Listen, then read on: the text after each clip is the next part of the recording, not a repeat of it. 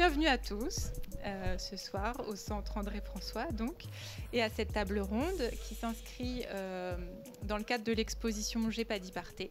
Une exposition, je pense que tout le monde ici est au fait, porte sur les représentations du sport dans la littérature de jeunesse.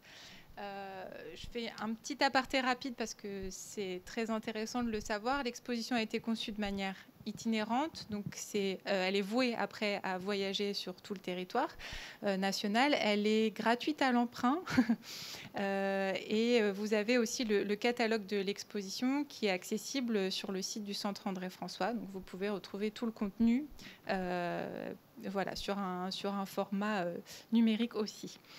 Donc l'exposition, elle est soutenue par la Direction régionale des affaires culturelles qui subventionne le projet à près de 50%. On est aussi soutenu par la région Hauts-de-France. Et puis en premier lieu, bien, par nos élus de la ville de Marny-les-Compiègnes, monsieur le maire ici présent et Stéphanie Doza, qui s'est excusée, mais qui est donc l'adjointe à la culture et au jumelage.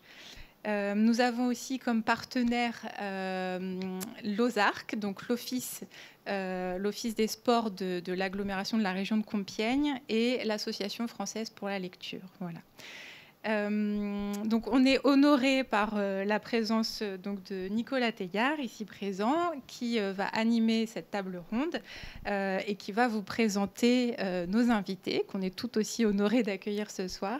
Voilà, et je tiens aussi à préciser qu'Yvan Chenouf, avec qui j'ai travaillé sur cette exposition, est présente ce soir. Il y aura un petit temps d'échange assez informel après la table ronde, mais il y aura aussi des moments, je crois à le savoir, pendant la discussion où on pourra échanger. Voilà. L'idée, c'est que tout le monde participe, puisque l'important, c'est de participer.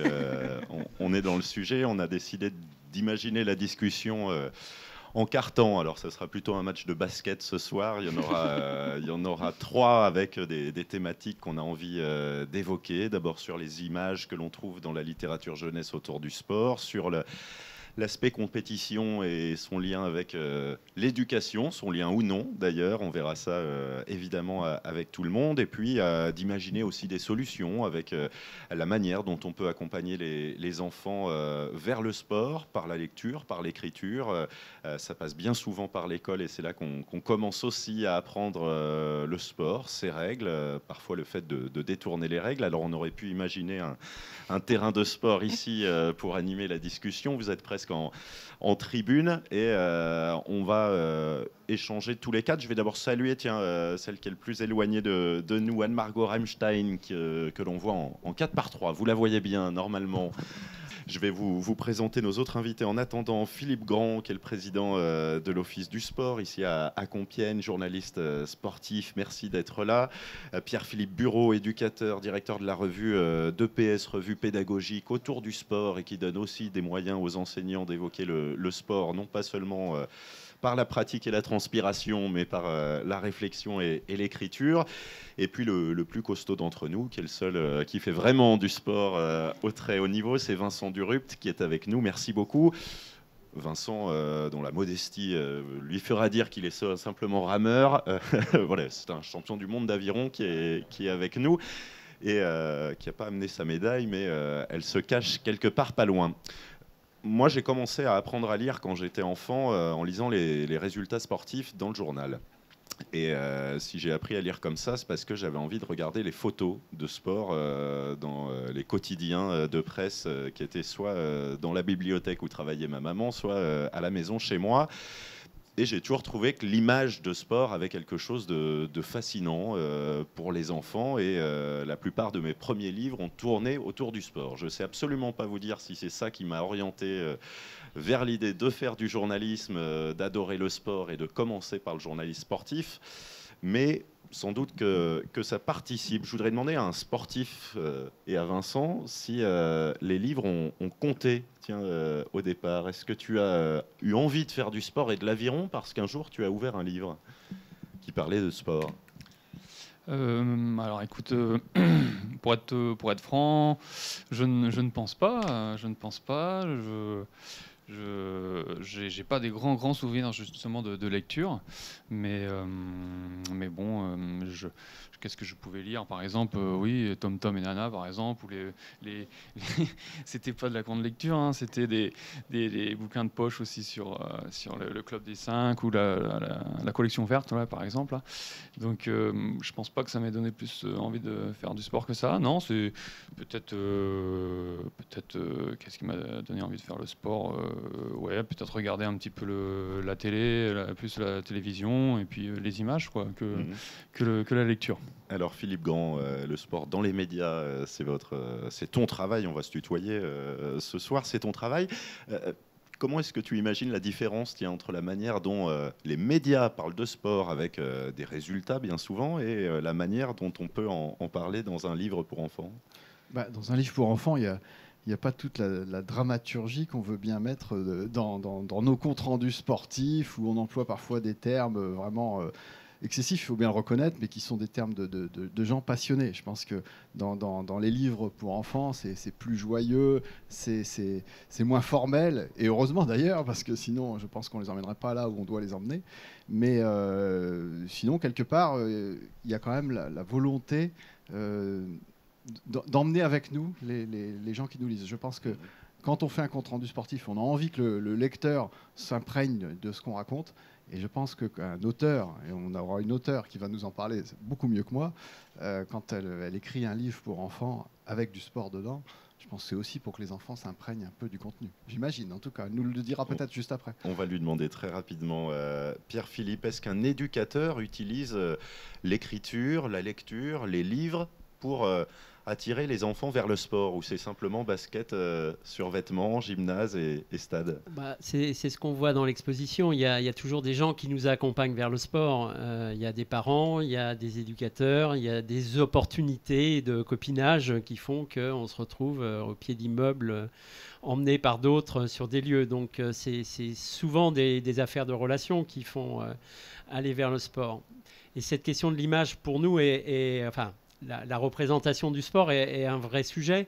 Alors moi, je suis plus éditeur pédagogique, hein, et donc je dirais que nos productions ne sont pas dans l'expo qui relève vraiment de la littérature jeunesse, mais depuis la fin du 19e siècle, la question de la représentation du geste s'est posée. La question de la photo, Jules-Étienne Marais, sur les premières photographies pour représenter le mouvement, c'est la première visualisation en fait, et à chaque fois, c'est des mouvements sportifs qui ont été pris.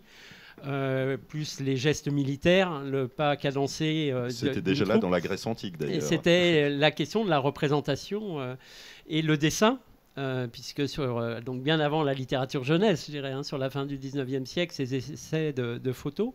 Et nous, on voit bien dans une revue comme la nôtre qui a 70 ans d'expérience, comment dans les années 60, le dessin est utilisé pour magnifier le geste, pour le montrer souvent déformé, parce que finalement, mieux que la photo à l'époque, le dessinateur peut détourner le geste pour mettre l'attention de l'observateur sur ce qu'il veut montrer, et ce qui permet, pendant longtemps, enfin jusqu'à la fin du XXe siècle, la photo finalement, à part la belle photo, je dirais, de sport, hein, là où il y a vraiment des agents spécialisés, mais c'est plus aussi l'événement qui est mis en avant. Les gestes techniques sont plus souvent transmis par le dessin et l'illustration que par la photo, même si aujourd'hui les techniques ont évolué et donc on a une capacité d'utilisation de photos. Mais le dessin, c'est ça. Et pour nous aussi, en termes de formation d'enseignants, par exemple, quand un dessinateur illustre une scène de classe, une organisation de la classe en train de faire une séance d'éducation physique, il organise totalement la réalité différemment, mais pour pouvoir montrer ce que l'enseignant doit apprendre à repérer. Et donc on a cette lecture de l'image, et donc l'image du sport et l'image du mouvement est une vraie plus-value et une interaction permanente dans nos outils. La salle de classe est un enjeu, la cour de récré aussi, on en parlera tout à l'heure. Tout le monde n'est pas égal, tous les sportifs ne sont pas égaux sur un terrain, tous les sports ne sont pas égaux non plus dans leur représentation. Vincent, est-ce que tu as déjà vu de l'aviron dans un livre pour enfants ? Justement, non, je pense pas. L'aviron, c'est vrai que ça reste un sport quand même qui est peu connu, peu médiatisé et encore moins dans les livres. Ouais. On en a trouvé une dans l'exposition. Quand même, ça existe, mais il y a aussi une vraie injustice, on va dire, en tout cas un décalage dans la manière dont les sports sont mis en avant ou non. Je crois que quand on fait le tour des livres pour enfants, on arrive quand même bien souvent à la course, à la piscine et au foot en premier. Ça participe aussi de ce qu'on montre. Est-ce que l'on doit montrer plus de sport, plus de terrains de sport et différemment, Philippe Grand, dans les médias peut-être, mais aussi dans la littérature? Est-ce que ça va ensemble? Je pense qu'il y a aussi un problème technique. En aviron, quand vous dessinez un 8, ça prend beaucoup de place. Un ballon, c'est quand même extrêmement simple. Et qu'est-ce qui est finalement le plus représentatif du sport et aussi de l'objet que l'enfant utilise pour s'amuser? C'est le ballon. Donc le foot, le basket, ça va tout seul. On a retrouvé Anne-Margot. Bonsoir. Alors, j'ai pas le lancement de la table ronde. Je vous entendais avec le téléphone portable. Donc, on a essayé de régler le problème, les problèmes techniques. Anne-Margot, pour vous la présenter, Anne-Margot Reimstein, c'est une autrice, illustratrice. Il y a son livre En forme qui est juste là, qu'on a posé devant nous, que vous pourrez découvrir, parcourir, feuilleter.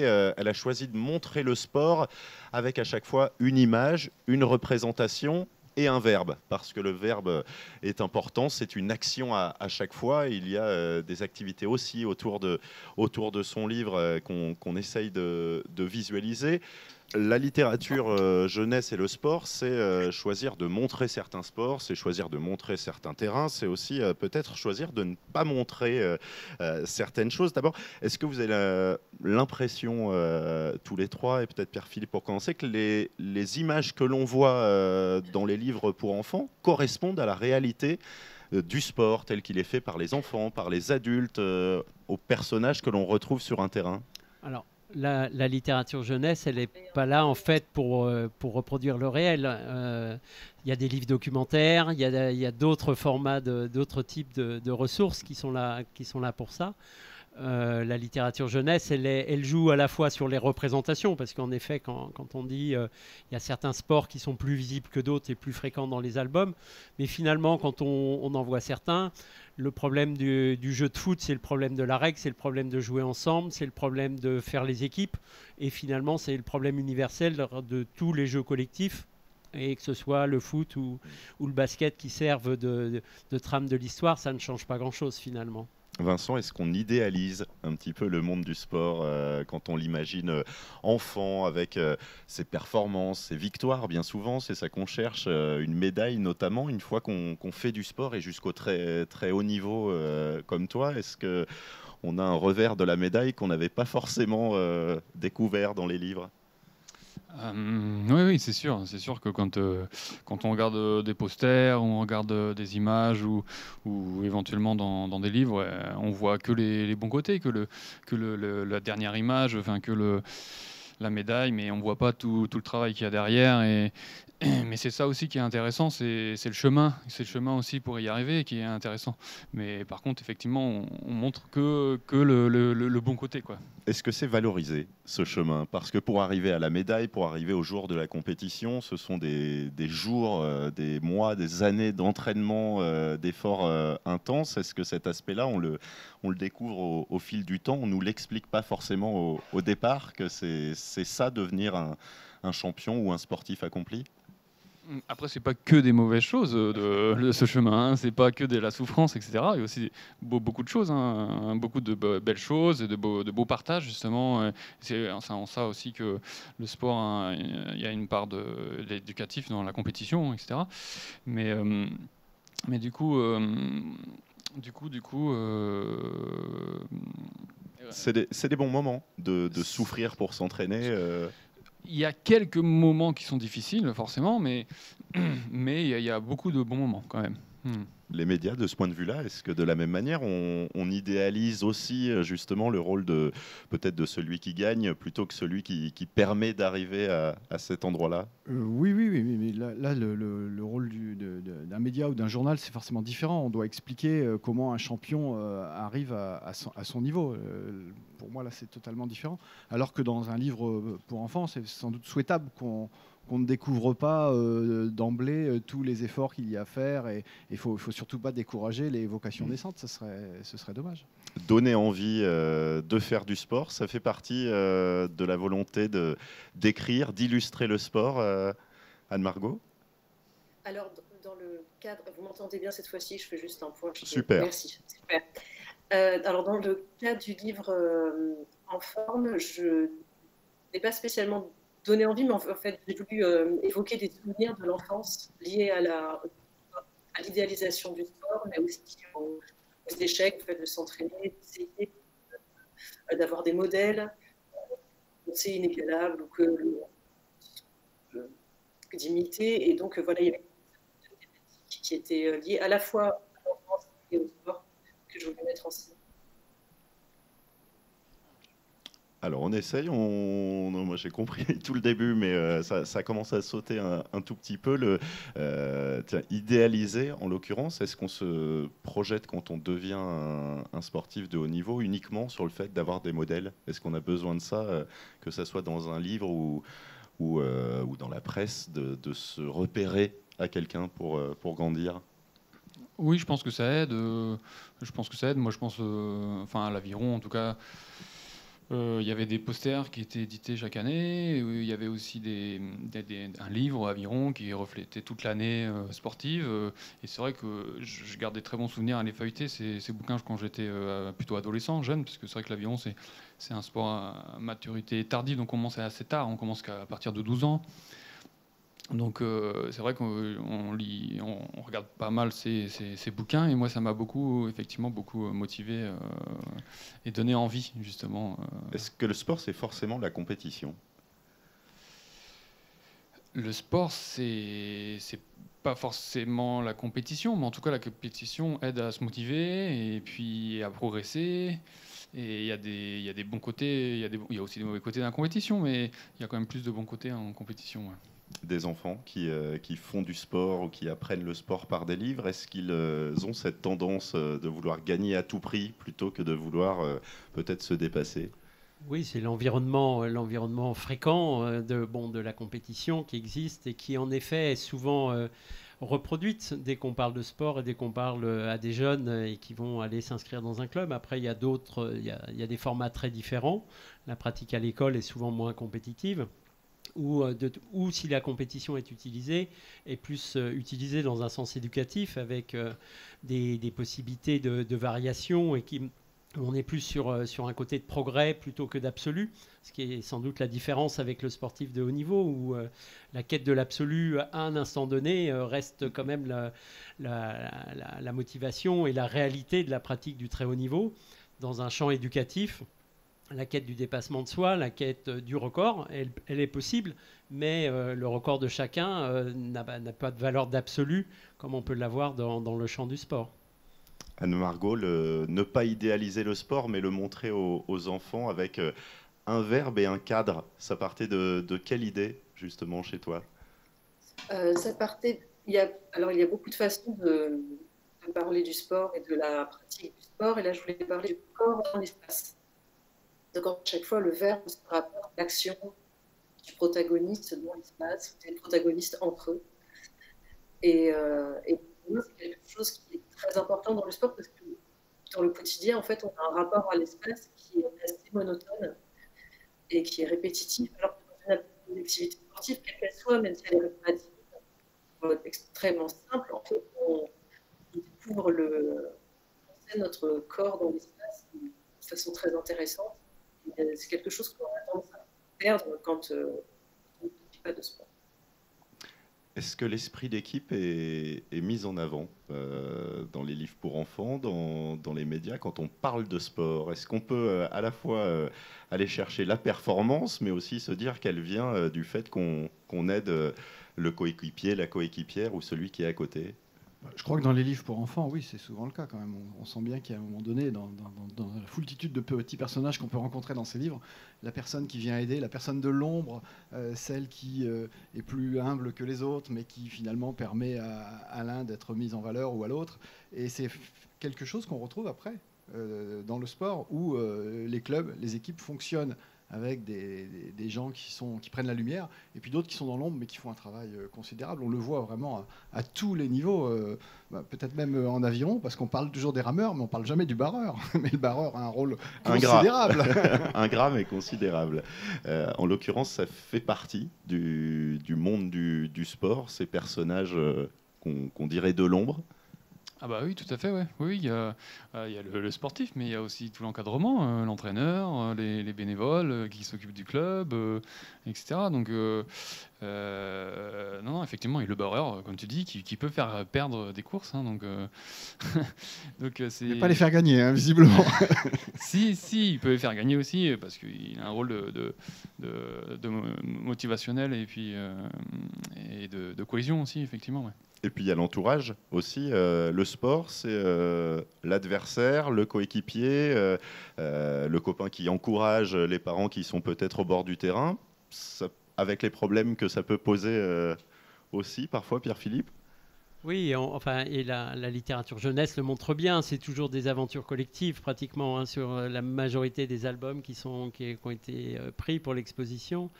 Le collectif est là. Alors, parce que en même temps, la littérature jeunesse a une vocation à faire réfléchir les enfants en les faisant lire. Donc, cette idée de les confronter à une réalité peut-être parfois un peu déformée, mais de même qu'à l'école, on apprend à jouer des rôles différents, on apprend à changer de membre d'équipe, on apprend à arbitrer à certains moments.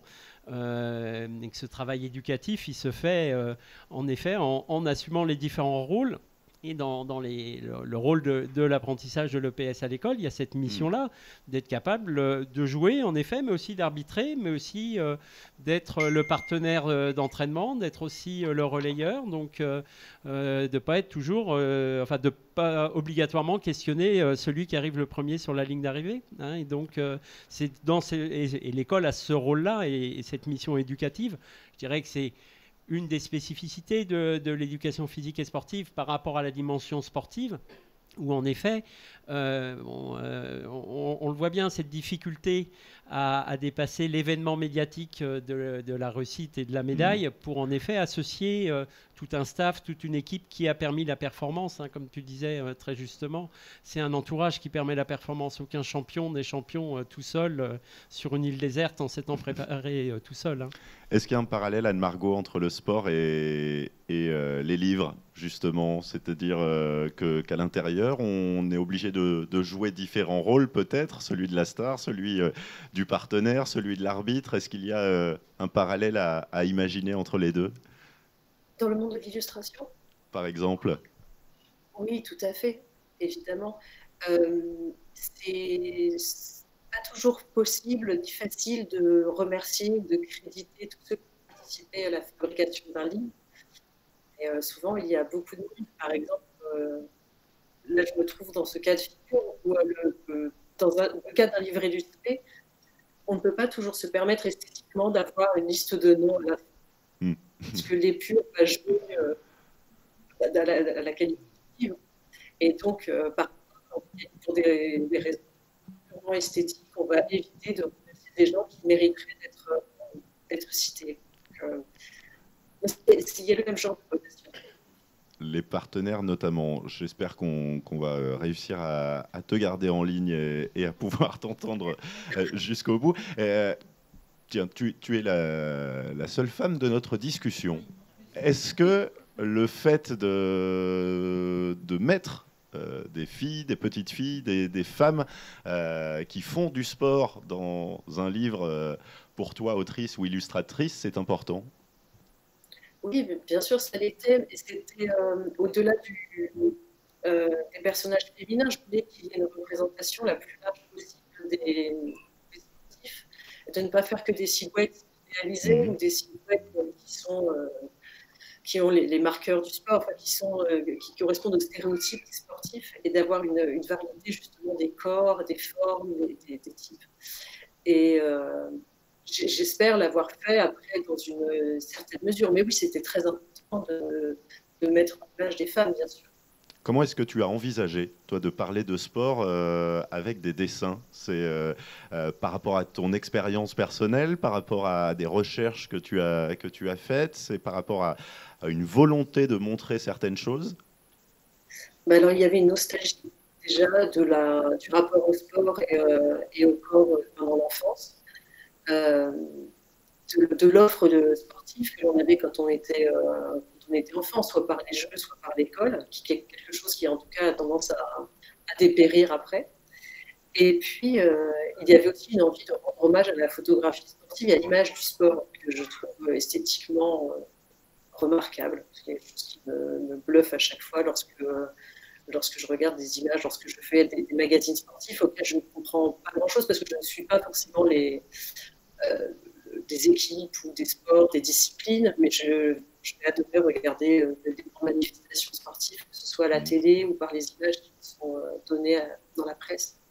Donc il y avait aussi cette envie dans un livre d'utiliser cette esthétique-là, mais dans le registre jeunesse, donc de transposer les codes de la photographie sportive à l'illustration jeunesse. Le sport pour tous dans les médias, est-ce que c'est quelque chose auquel on pense, comme ici, dans un livre pour enfants? Est-ce que le sport a vocation aussi à être exemplaire? Alors, le sport, on voudrait que le sport soit exemplaire. Le sport doit être paré de toutes les vertus. Le sport doit toujours faire mieux que tout le monde, et je pense qu'on en demande trop au sport. Un champion doit vraiment ne jamais commettre un impair, ne jamais créer le moindre scandale, ne jamais être pris en défaut de quoi que ce soit.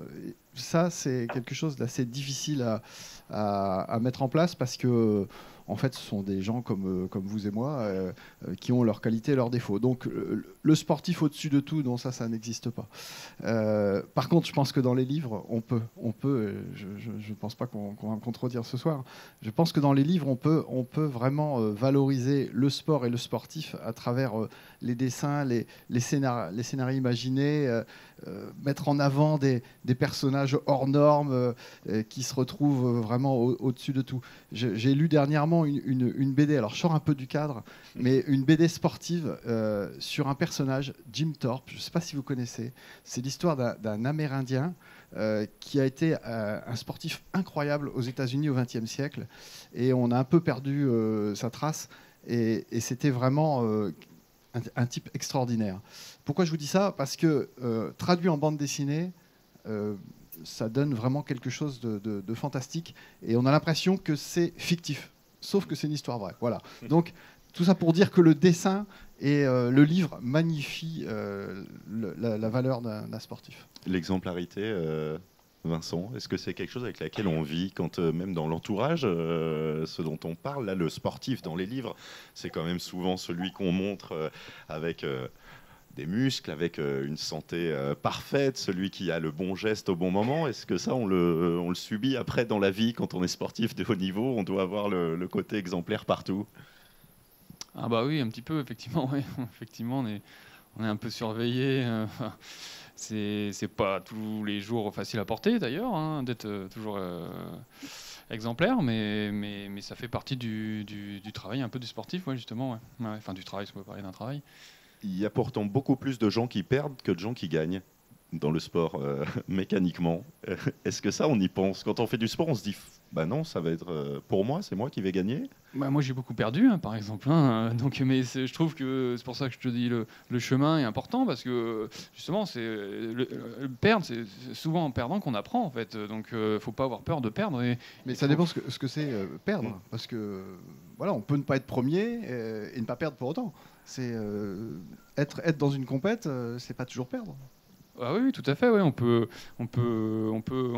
Moi, j'ai pas forcément. Voilà, on parle souvent de mon titre de champion du monde, mais c'est pas forcément ce dont tu es le plus fier. Ce dont je suis le plus fier, et je garde le meilleur souvenir, effectivement. On parle là de littérature jeunesse. On parle aussi d'éducation au sport par la jeunesse. Toi, dans le message que tu aurais à donner à des enfants qui font du sport, qui veulent faire du sport, qu'est-ce que tu mettrais en avant? Le fait de pouvoir gagner des choses, le fait de se dépasser, comment est-ce que tu attirerais des enfants vers le sport? Comment j'attirerais les enfants par le sport? Eh ben, bonne question. Déjà par le fait d'être... moi, je suis un sport en plein air, donc j'ai apprécié le sport en plein air et j'en ai même besoin maintenant. Donc c'est le fait d'avoir un équilibre, surtout d'avoir un équilibre entre l'esprit et le corps, en fait, hein, tout simplement, d'avoir un équilibre même tout au long de sa vie. Parce que maintenant, moi, je suis donc kinésithérapeute et c'est vrai que je vois que que même à 40 ans, à 50 ans, on a besoin de cet équilibre entre l'esprit et le corps, en fait. Ça veut dire que dans ton cabinet, c'est des gens à qui le sport a fait mal qui viennent te voir. Non, parce que je ne suis pas beaucoup de sportifs, justement. Je ne suis pas beaucoup de sportifs, mais par contre, il y a des gens brillants qui ont des gros postes, etc., et qui ne peuvent plus travailler à cause de problèmes physiques, justement. Anne-Margot, tu voulais ne pas idéaliser le sport et montrer qu'il était ouvert à tout le monde, à toutes les formes, à tous les âges. Est-ce qu'on montre aussi ses mauvais côtés quand on a envie de faire un livre pour les enfants? La triche, par exemple, ça fait partie du sport?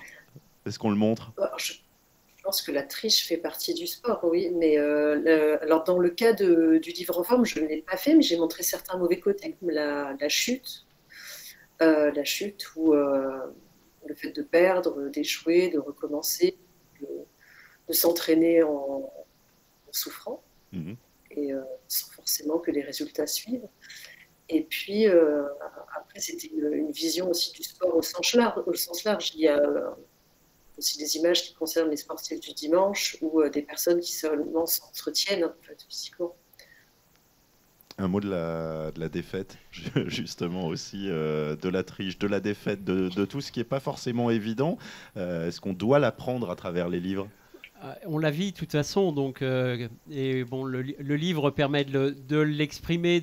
C'est plus, je pense, une des forces de la littérature jeunesse, c'est le fait de pouvoir exprimer l'ensemble de ces réalités du quotidien ou de la vie, qui ne sont pas les moteurs de l'activité. En fait, un jeune ne va pas aller dans un club sportif en se disant qu'il risque de tomber ou qu'il risque de perdre ou il y va pour retrouver des copains, il y va pour jouer, il y va pour des émotions, pour des sensations. Je crois que tu disais tout à l'heure, avant, voilà, la sensation du rameur au bord de l'eau et l'odeur de l'eau et le vent enfin, tous les rameurs expriment le vent sur le bord de l'eau le matin dans le brouillard comme étant une des plus fortes sensations qui les a motivés, plus que le fait de savoir s'ils ont fait leur nombre de kilomètres comme étant l'expression de leur réussite. Donc, et les moteurs du décrochage, les adolescents, et en particulier les adolescentes qui abandonnent l'activité physique vers 12, 14, 15 ans, on sait très bien que ce n'est pas celles en particulier et ceux qui étaient uniquement entraînés ou motivés par des questions de compétition, de groupe, d'équipe, etc., décrochent beaucoup plus que ceux qui expriment des éléments d'émotion, de sensation, de plaisir de faire, de plaisir de vécu de séance, plutôt que ceux qui expriment des résultats. C'est rarement parce qu'on était champion d'un niveau qu'on a envie de continuer. Enfin, c'est un instant T, oui, ça peut être un déclencheur, mais pas dans la durée. Attirance pour la photo, Anne-Margot, de sport et hommage à travers ton livre. Justement, la liberté du dessin pour une illustratrice, de pouvoir trouver cette espèce de sensation particulière qui peut être celle du terrain de sport et qui doit être en même temps difficile à traduire en dessin. La ferveur d'un stade, par exemple, comment est-ce qu'on montre ça ? En fait, je me suis retrouvée face à beaucoup de difficultés parce que le dessin était, surtout le dessin pour la jeunesse, en fait, de limiter finalement les outils. C'est-à-dire que dans la photographie sportive qui m'inspirait tant, il y a beaucoup de déformations de corps qui en fait sont rendus quasi monstrueux par l'effort ou par la position dans laquelle ils sont. Et c'est quelque chose qui est difficile à transcrire en dessin ou qui devient vraiment très étrange dans le cadre d'un livre jeunesse. Donc ça fait partie des choses que je n'ai pas pu justement mettre en scène tellement. Et après, pour montrer par exemple la ferveur d'un stade, ce sont des choses qui s'évoquent. C'est-à-dire que ça ne peut pas être véritablement décrit, mais il faut juste qu'il y ait quelques marqueurs ou quelques signes que l'on identifie à la fête, à la dièse. Et là, ce sont des questions de communication visuelle. Là, on parlait peut-être d'ambiance. Le sport, c'est du bruit aussi. Alors avec des supporters, mais aussi avec le bruit, j'imagine, d'une rame qui rentre dans l'eau, avec le bruit d'un shoot, d'une frappe au tennis. Tous ces bruits-là, est-ce qu'on arrive à les traduire? Mais après, ça dépendra de l'implication du spectateur, enfin, du lecteur du livre, c'est-à-dire à quel point il sera familier avec une scène, avec certaines images, avec certains sports, et dans ce cas, il pourra y associer ses propres sons, ou sinon, ça restera justement plus anecdotique, plus pour lui, ou plus mystérieux. Donc là, ce que j'ai voulu faire justement dans ce cas-là, c'était d'avoir. Je n'ai pas pu avoir toucher à l'exhaustivité. J'ai mis autant d'images que possible, mais j'ai été forcément limitée par le volume du livre. Mais je voulais qu'il y ait quand même que ce soit un livre relativement généreux, avec beaucoup d'images, pour que chacun puisse y retrouver quelque chose, puisse à un moment s'identifier à une situation ou à un personnage. Philippe, le journaliste sportif, c'est une ambition pour plein d'enfants, d'adolescents, soit parce qu'ils rêvent de pouvoir faire partie un peu de ce décor-là.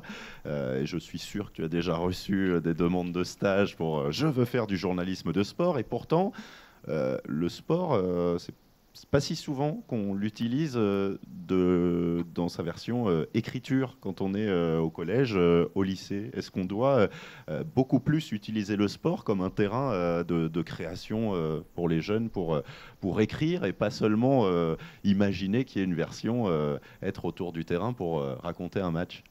Oui, non, mais tu te doutes bien que je vais te dire oui, bien sûr. Le sport, c'est pas qu'un match, c'est pas qu'un compte rendu. Ce sont des rencontres avec un tas de personnages intéressants, étranges, ordinaires, extraordinaires. Voilà, il y a toute une galerie de personnages. Et là aussi, on peut dire que ça ressemble à ce qu'on retrouve dans les livres pour enfants, parce que les galeries de personnages, ça pullule, et c'est ce qui fait aussi la force de l'environnement sportif. C'est qu'on retrouve tout le monde. Tout à l'heure, on disait le sport pour tous, mais le sport pour tous, mais c'est aussi pour tous les spectateurs. Tout le monde, à un moment donné, s'intéresse à une question sportive, à une rencontre sportive dans sa vie, parce que on y est confronté, on s'y retrouve à travers une personne qu'on connaît. Et ça, c'est génial. Est-ce qu'on a encore de la place aujourd'hui dans un journal, dans des médias, pour parler de sport comme on le ferait dans un livre? Je pense à Antoine Blondin, à Albert Londres, c'était les forçats de la route pour le Tour de France. Est-ce qu'on a encore le droit aujourd'hui, ou est-ce qu'on est plus que limité? jamais, plus que jamais. Plus que jamais, pourquoi? Parce qu'il y a une grande tendance actuellement à ne plus publier une tonne de comptes rendus qui finalement se ressemblent tous. À la 10e minute, machin a tiré au but, à la 30e, machin a encaissé un but. Voilà. Et on s'intéresse beaucoup plus, dès que c'est possible, aux personnages, aux histoires et au vécu de chacun. Et on en tire des récits, des papiers, ouais, je ne vais pas dire des livres parce que ce serait exagéré, mais on peut même faire des séries à suivre, en tout cas, des nouvelles, c'est le bon mot, qui rencontrent un certain succès. Donc oui, il y a de la place. Si on veut prendre la place, il faut la prendre. Le monde du sport, c'est un monde où tu as croisé, Vincent, des personnages qui auraient mérité d'être des héros ou des personnages de livres et de littérature? Oui, c'est comme dans la vie de tous les jours. On croise un peu de tout dans le sport. On croit que on idéalise un petit peu ce monde-là, mais en fait, moi je dis, c'est une belle école de la vie, justement. Ça marche, cette expression, c'est vrai. Le sport, école de la vie. Est-ce qu'elle est pertinente? Pour moi, oui. Effectivement, ouais. Effectivement, on voit tout. On voit les faiblesses aussi. Oui, des gens, des adversaires. Comment est-ce qu'on vit ça, le fait dans les livres, c'est difficile de traduire quelqu'un qui va mal. Alors on parlait tout à l'heure de la blessure, mais l'échec, la caméra, elle se focalise à la fin d'une course sur celui qui lève les bras et qui gagne, pas forcément sur les 7 autres lignes qui, elles, doivent vivre la défaite. Oui, tout à fait. Et c'est vrai que par rapport à ça, l'écriture peut être intéressante aussi pour le sportif, justement dans ces moments-là un peu difficiles, quand on est au creux de la vague ou quand on se sent un peu isolé. Et du coup, on ne partage plus grand-chose parce qu'on ne nous voit plus, sur les images ou sur les photos, etc. Donc le fait d'écrire, justement, de pouvoir raconter un peu son histoire, on continue à exister. Et je pense à des blogs, par exemple, de certains sportifs. Après, ça donne envie aussi de suivre, en fait, justement, tous ces moments et de ne pas voir uniquement les... Est-ce que ça permet de progresser, de mettre des mots sur sa pratique, par exemple, d'écrire ? En tout cas, ça permet de partager et puis de se faire comprendre. De se faire comprendre surtout de s'exprimer pas uniquement par le sport et s'exprimer aussi justement par les mots. Et je pense qu'on le demande de plus en plus aux sportifs actuellement. Pierre-Philippe, 30 minutes de sport, de pratique sportive à l'école. C'est ce qui est prévu aujourd'hui depuis la rentrée pour les élèves de primaire, par exemple. Est-ce que ces 30 minutes de sport, ça peut être 30 minutes d'écriture ou de lecture autour du sport aussi ? Michel Serres disait qu'il philosophait en marchant, qu'il fallait qu'il bouge pour pouvoir philosopher. Donc en effet, cette question du mouvement et de l'activité dynamique se pose. Alors ces 30 minutes, il y a des gens plus spécialistes que moi sans doute dans la salle, mais il faut les recontextualiser sur les préconisations aujourd'hui de santé publique. C'est 30 minutes à l'école, mais ça devrait être aussi 30 minutes dans l'environnement scolaire, c'est-à-dire de faire que les gamins viennent en vélo à l'école ou au moins à pied, ou soient actifs dans certains temps périscolaires, et puis 30 minutes en famille pour atteindre 1h30 par jour, qui sont les préconisations de santé. Donc depuis la rentrée, on parle beaucoup du monde de l'école, mais il ne faudrait pas oublier que les deux autres doivent chacun assumer leur part. Concrètement, en fait... Sport et bibliothèque, c'est compatible. Oui, mais alors, aujourd'hui, on sait, y compris en termes d'apprentissage, au-delà de l'exemple de Michel Serres, sur l'apprentissage, sur la mémorisation, on sait le rôle de l'activité, d'être en mouvement pour apprendre. Parfois, pour s'exprimer, on a besoin aussi de bouger un peu plus et on retrouve plus facilement ses mots, etc. Donc, on sait que le mouvement et le reste de l'activité sont pas totalement dissociés. Donc, et c'est une question de la classe, enfin de l'organisation. Alors, bien évidemment, sur l'école primaire, la question se pose depuis notre organisation scolaire du 19e siècle, avec des enfants qui doivent être assis 6 heures par jour, parce que notre modèle d'organisation de la classe, mais le débat du mouvement de l'enfant... Dans certains pays, on a sport l'après-midi. Voilà, il y a des dispositifs différents, et puis aujourd'hui, ce qui commence un peu à évoluer dans les pratiques de classe, je dirais qu'il y a deux temps possibles. C'est de rendre des enfants plus actifs dans la classe. Est-ce qu'ils se déplacent dans la classe? Est-ce qu'ils peuvent réciter leur table de multiplication en marchant ou leur conjugaison en marchant à certains moments, ou se déplacer dans différents espaces? Ou ce qu'on a aussi dans le monde du travail, avec des vélos bureaux où on pédale, on va se mettre un vélo sur une table de travail pendant un certain temps dans la journée. Donc on a ce temps dans la classe. Le deuxième temps, qui est quand même un temps organisateur de la journée de l'écolier, c'est la récréation. Et en effet, la question de quelle activité dans la cour d'école, est-ce que c'est une activité dynamique ou pas? Est-ce que c'est une activité qui reproduit au contraire des stéréotypes qui font que les garçons occupent le terrain de foot, la cour comme un terrain de foot? C'est toujours vrai, ça? Oui, c'est des choses, c'est observé, c'est discuté. Et on voit que les équipes pédagogiques qui réfléchissent sont attentives à ça, à la violence de la cour. En effet, est-ce que la cour est un lieu sans règles abandonné, ou au contraire le lieu d'une activité organisée collectivement? C'est les enjeux de tous les enseignants d'école primaire. En l'occurrence, on parle là des enfants qui sont parfois violents. Est-ce qu'entre enseignants, le sport c'est vu comme... c'est un peu sur le côté pour le prof avec son sifflet, ou est-ce qu'on intègre le sport comme aussi un objet pour la géographie, parce que suivre des compétitions sportives, c'est bien souvent avoir un œil sur la planète et connaître un certain nombre de lieux. Est-ce que ça existe, ça, comme discussion ? Oui, je crois que c'est une des difficultés de l'éducation nationale, c'est de montrer sa diversité. Il y a autant d'enseignants et de personnalités d'enseignants différentes que de personnes sans doute dans la salle. Et entre nous, on a chacun aussi des possibilités. Et je crois que c'est moins de les juger en disant, en effet, il y a des gens, des collègues qui vont s'emparer des événements médiatiques pour faire des projets scolaires, éducatifs, autour des Jeux Olympiques, autour des grandes compétitions, avec certains qui vont idéaliser la pratique sportive et d'autres, au contraire, poser la question critique de sa pratique et des enjeux et des difficultés que pose le sport. Je crois que tout est dans la réalité des classes. Toute cette diversité existe avec des réalités très différentes. Certains qui sont très actifs et qui peuvent facilement prendre en charge une diversité de propositions d'activités, de jeux, de découvertes de sports différents avec leurs élèves, et d'autres qui sont plus en difficulté avec leur relation à l'activité physique et qui, en effet, vont plus facilement demander une aide extérieure, un échange avec un autre collègue. On a toutes ces réalités-là dans les projets de classe. Anne-Margot, quand Roland Garros passe à la télé, tout le monde ou presque a envie de jouer au tennis. Est-ce que quand on dessine le sport, ça donne envie d'en faire ? Oui, ça donne envie d'en faire. Oui, de se documenter sur les différentes pratiques sportives, donner vraiment envie soit d'en voir plus, soit de les essayer, de tester, évidemment dans la mesure du possible. Hein, bien sûr, après, il y en a qui ne m'attire pas du tout. Mais en tout cas, oui, effectivement, j'ai pu découvrir beaucoup de subtilités dans certaines pratiques que je connaissais juste de très loin. Est-ce que c'est aussi un imaginaire ? Parce que le champion, c'est celui qui a le geste parfait et qu'on arrive peut-être tous à imaginer et toi à mettre sur papier, mais qu'il est si difficile de réaliser dans la réalité. Est-ce que c'est un plaisir de dessiner le geste parfait du sportif aussi ? Oui.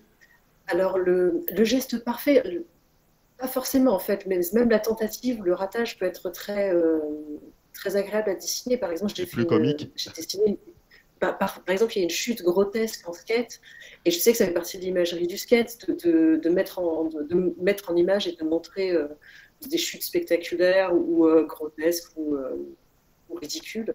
Et donc, ça peut faire partie des ratages qui sont très médiatisés et qui est très agréable à dessiner aussi. On parlait là du geste parfait, du dessin, tout à l'heure d'écriture, en disant tiens, écrire, c'est peut-être aussi progresser, etc. Est-ce que le dessin peut permettre aux sportifs de progresser ? Est-ce que ça permet de visualiser des choses ? Le dessin. Le dessin ou l'image ou la photo, est-ce qu'on a besoin de cet imaginaire-là ?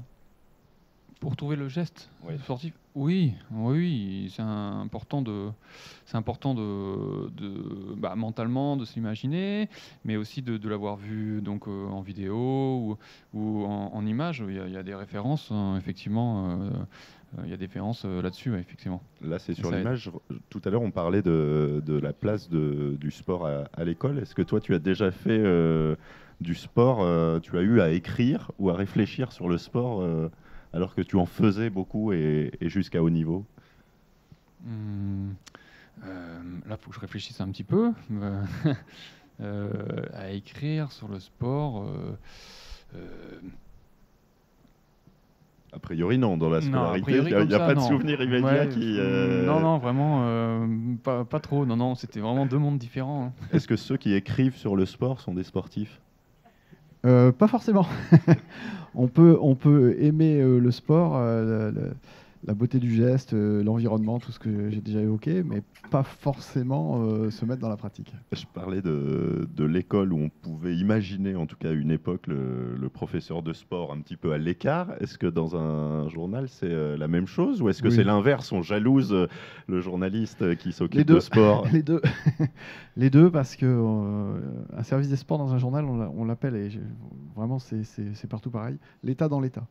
Parce qu'on a un fonctionnement totalement différent, parce que le suivi du sport, c'est souvent le week-end, à un moment où il y a moins de journalistes qui bossent. On n'a pas du tout les mêmes heures, on finit tard le soir. Donc on s'organise un peu comme on veut, et puis c'est une spécialité tellement particulière que nous-mêmes, on a tendance à considérer que les autres n'y connaissent pas assez pour s'en mêler. Donc voilà, oui, on nous jalouse et en même temps, on nous met de côté assez facilement. Hein. Quand il y a des nouveautés, on est les derniers prévenus, mais c'est pas grave. Je dis ça parce que on parlait tout à l'heure de grands récits. Est-ce que le sport offre un terrain de jeu, justement, et un imaginaire aussi bien dans les livres que dans des médias qu'aucun autre domaine ne peut offrir, le théâtre en direct? Mais c'est sûr, c'est tellement vaste, le champ des possibles est tellement énorme et tellement large que, à mon avis, les auteurs peuvent s'en donner à cœur joie, surtout avec des représentations de personnages que chaque enfant finalement peut s'approprier en fonction de son intérêt pour le sport ou de son appétence pour une discipline sportive. Il y a beaucoup de livres qui traitent le sport en le faisant pratiquer par des animaux, Anne-Margot. J'en ai vu beaucoup dans le catalogue. Est-ce que c'est plus facile de passer par l'animal, un peu comme La Fontaine, pour montrer les choses, parce qu'on aurait peur aussi peut-être de vexer ou de ne pas donner envie si on mettait une apparence humaine à certaines situations que le sport nous impose? Oui, certainement, mais je pense que c'est d'utiliser l'animal a aussi l'avantage on lui attribue en fait spontanément des caractéristiques pas seulement physiques, mais surtout morales ou intellectuelles, parce que c'est un bagage intellectuel collectif que l'on a et que si on représente un loup et un agneau, et ben on ne parle pas tellement de physique, on parle plutôt de moralité et d'intégrité, et de comportement. Et à mon avis, c'est très intéressant dans le cadre du sport d'utiliser des personnages des animaux. Je reviens peut-être au point de départ de l'illustration. Quand on commence, est-ce que c'est difficile de dessiner du sport par rapport à d'autres choses? Moi, je n'ai pas trouvé ça. C'est tellement large, en fait. La palette est si large que je ne pense pas qu'on puisse dire que ce soit difficile. Il y a énormément de façons de l'aborder. On peut parler du sport en parlant des terrains, des objets, des règles du jeu, des corps, des personnages. Il y a vraiment tellement d'angles d'attaque. Ça me semble impossible de dire globalement que de représenter le sport est difficile. Est-ce que c'est une tentation pour tous les illustrateurs, ce domaine-là? Alors, on n'a pas une formation spécifique, mais ça fait partie des lois classiques. Par exemple, quand on a en école d'art continué de faire du modèle vivant, et alors sans forcément avoir des discopoles ou des choses comme ça fait partie des choses que l'on va, quand des modèles prennent la pose, il y aura souvent des gestes spontanément, ils peuvent prendre des postures qui rappellent des gestes sportifs et qui sont des citations évidentes à des gestes sportifs. Oui. Ça existe beaucoup. Et puis dans la tradition des beaux-arts, c'est la représentation du sport et inhérente au dessin. Enfin, est vraiment intimement liée au dessin. On retrouve tous les physiques dans les livres. Est-ce qu'on retrouve vraiment tous les physiques en réalité une fois que l'on atteint le haut niveau, ou est-ce que le sport, au fur et à mesure de l'âge qui avance, laisse de moins en moins de place à des physiques différents pour la pratique? Par rapport à l'âge, du coup Notamment, mais en grandissant, parce que quand on est petit, tout le monde peut en faire, mais on voit aujourd'hui, on a quand même une vision des sportifs. Je ne sais pas, Philippe, si c'est le cas dans les interviews que tu réalises. Il y a un stéréotype des rameurs. Hein. Ils sont tous grands, costauds et beaux gosses. Il n'y a pas de problème. Autant enfant, on se dit que tout le monde peut faire du sport, autant plus grand, on se dit que c'est quand même aussi peut-être un peu plus un domaine réservé. Est-ce que c'est vrai? Après, je pense, ça dépend des sports. Il y a plein de sports, je pense au rugby, où il y a une diversité de gabarits, quoi. Le demi-mêlée, il va être plutôt petit. Il commence à être costaud maintenant, les demi-mêlées aussi. Et puis les avants, un peu plus fins qu'avant, un peu moins gras. Mais par exemple, à l'aviron, il y a le barreur, il y a la place pour le barreur. Après, d'autres sports, par exemple le cyclisme, c'est des tout petits. Mais c'est vrai, il y a un morphotype en fonction des sports, inévitable, ouais, effectivement. Et certains sports plus photogéniques peut-être, et donc plus faciles peut-être à mettre en dessin et à illustrer? Oui, mais je pense quand même que ça dépend beaucoup de l'action sportive et de la capacité du photographe à la saisir. Hein. Je pense que dans tous les sports, il y a des très belles images à ressortir, que ce soit en aviron, en sport automobile ou en boxe, pour prendre 3 sports complètement différents. Il y a moyen de faire des clichés formidables, mais il faut être bon photographe. Il y a des livres pour le sport qu'on conseille, parce que là on parle beaucoup de littérature jeunesse, mais c'est aussi au collège, au lycée. Est-ce qu'il y a des livres qui parlent de sport et qu'on fait lire aux élèves ? Oui, enfin, c'est ce que tu disais tout à l'heure sur la lecture des adolescents. C'est vrai que l'identification à certains modèles ou à certaines activités ou à certains, voilà, il y a les passionnés du jeu, de la presse du basket ne seront pas les mêmes que ceux d'une autre presse sportive. Donc on a, mais parce que dans la période adolescente, il y a quand même ces mécanismes d'identification, de représentation qui sont différents de ceux qui peuvent être touchés là sur la littérature jeunesse, où en effet on est plus sur la discussion de réalité du monde et de questionnement du monde. Donc on a ces processus-là, et puis on a le même débat critique dans les écoles avec des classes qui travaillent sur la représentation, la place des femmes dans les couvertures du journal du quotidien L'Équipe sur une année. Quelles sont les femmes mises à la une et combien de fois dans l'année il y en a par rapport aux hommes. Sur la place, on peut avoir la même discussion sur la place de certains sports, sur la visibilité ou pas de certains sports. Certains sports comme l'aviron, on va en parler dans une campagne olympique s'il y a des médailles françaises. Et en effet, pendant 4 ans... ils vont être dans l'ombre ou dans le brouillard sur leur bateau. Mais on offre un peu de tranquillité, si j'ai bien compris, Vincent. Ils préfèrent rester dans l'ombre. Voilà, ces identifications qui correspondent aussi à des modes de lecture qui sont différentes et qui sont aussi celles des lectures adultes qui sont différentes selon nos expériences, nos points de vue. Ça joue sur les enfants, sur l'amour qu'ils peuvent avoir peut-être de la pratique sportive, ça, le fait de dire moi je vois pas forcément quelqu'un qui me ressemble être mis en avant, soit dans les livres, soit dans des journaux. Je ne sais pas, dans le catalogue de l'exposition, il y a quelques interviews de sportifs et tous et toutes disent que c'est pas ça qui a été le moteur de leur activité ou de leur engagement dans une activité.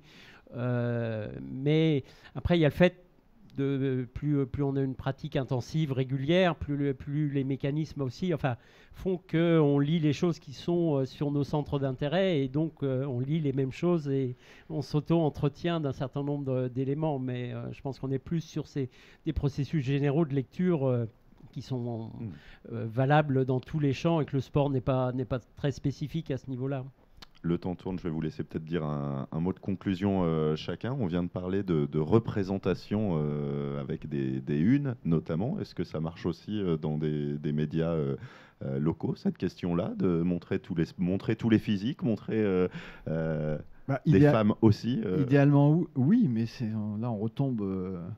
d'une manière un peu vulgaire dans la loi de l'offre et de la demande. Si vous faites des unes qui finalement n'intéressent personne ou une minorité, vous n'allez pas durer très longtemps. Donc on est rattrapé par un principe de réalité. Anne-Margot, est-ce que le sport inspirera un autre livre pour toi? Est-ce qu'il y aurait en tout cas des thématiques liées au sport qui te donnent envie peut-être plus tard de mettre des dessins dessus, des illustrations, ou en tout cas d'envoyer aussi des messages aux enfants? Alors, le prochain projet autour du sport et de l'image, ce sera plutôt pour adultes, mais ce sera des projets d'affiches, en fait, de séries d'images. Et après, pour les enfants, j'ai une piste, mais qui n'est pas encore, qui est vraiment à l'état embryonnaire.